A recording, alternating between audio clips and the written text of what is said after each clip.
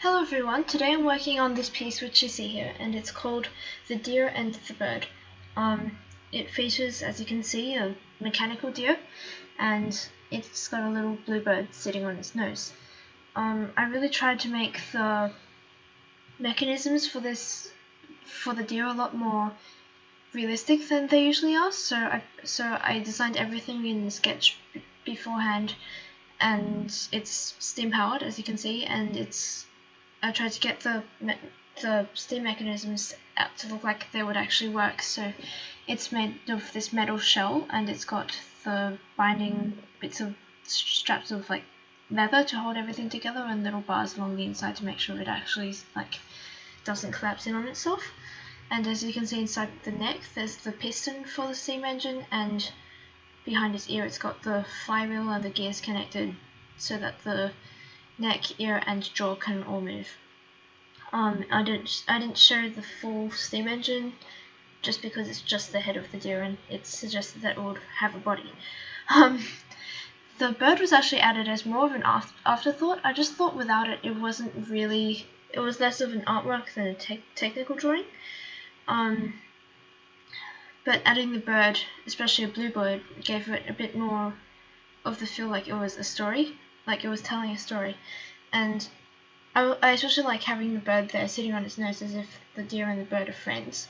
I mean, not only does it add sort of a quirkiness, but it also reinforces that the deer may not be what it seems like, because it's not supposed to be like a scary, cool looking deer. Okay, well, it was supposed to look cool, that's why I do steampunk, but a lot of people find that my steampunk animal designs are scary, and that's okay because everybody's interpretation of art is different, and that's one of the beautiful things about art.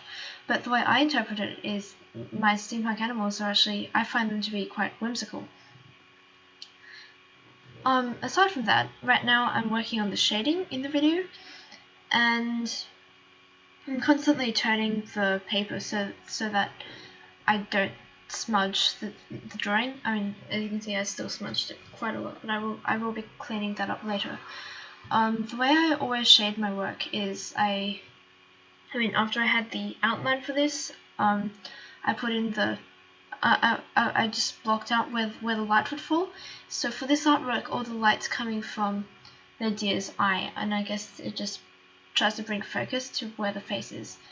I also brought focus to the face using the lines of the horn and the way the bird is looking.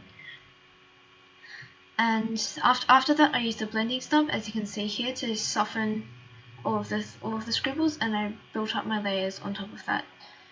I was less happy with the shading for the neck than the head, but in the end it was okay because I felt like the neck was less important than the head. So the shading around the neck was a lot more almost impressionist. It was quite rough. By the way, in this artwork I'm using a 6B pencil to shade, and that's because 6Bs can shade very softly. I'm also shading on an A3 piece of paper, because if I'm using a 6B pencil, as it's quite a soft pencil, it does sort of tend to soften all my details, meaning that they can't be seen as well if I'm working on A4. I also feel like A3 paper can be a lot more forgiving, even though it takes more time. If there's little uneven parts in the shading, it's not as noticeable.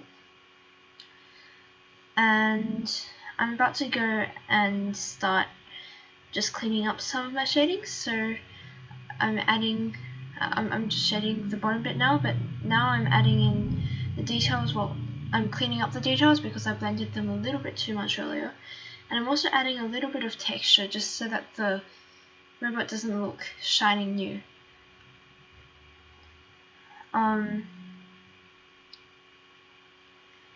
Later on, I'll also be cleaning up the horns because I really did like the way the horns were quite softly shaded, and I think the layers were built up quite well on them. But in the beginning, it was really, really rough. And I'm also just segmenting the gears a bit so they look less flat, because in real life, gears aren't actually flat. Like inside a car, they have this segments. And later on, I'm going to be doing the bird in watercolor with color pencils over the top, as you'll be able to see.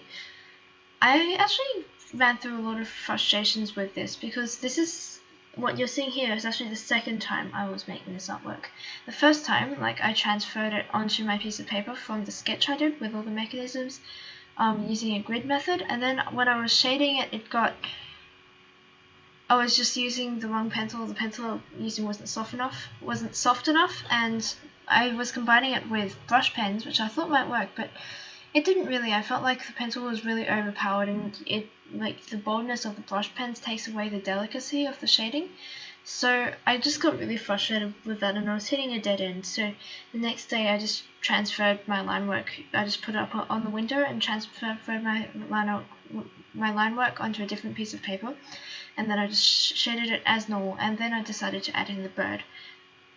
And I'm so much happier with this version, and it was actually a real delight to work on it. So right now I'm just cleaning up all the spaces where I smudged it when I was shading. It's usually good to shade with a piece of paper, especially because I'm left-handed and I didn't want to otherwise I smudge it.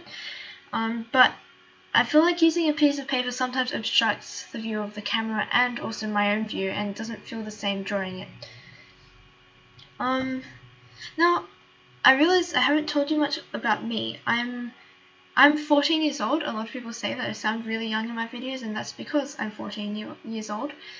And it's my ultimate dream to become a professional artist. And that's why I'm making these. I stopped doing YouTube for a while, and I'm coming back to it. So I do have a Patreon, and please check it out in the description. Thank you very much.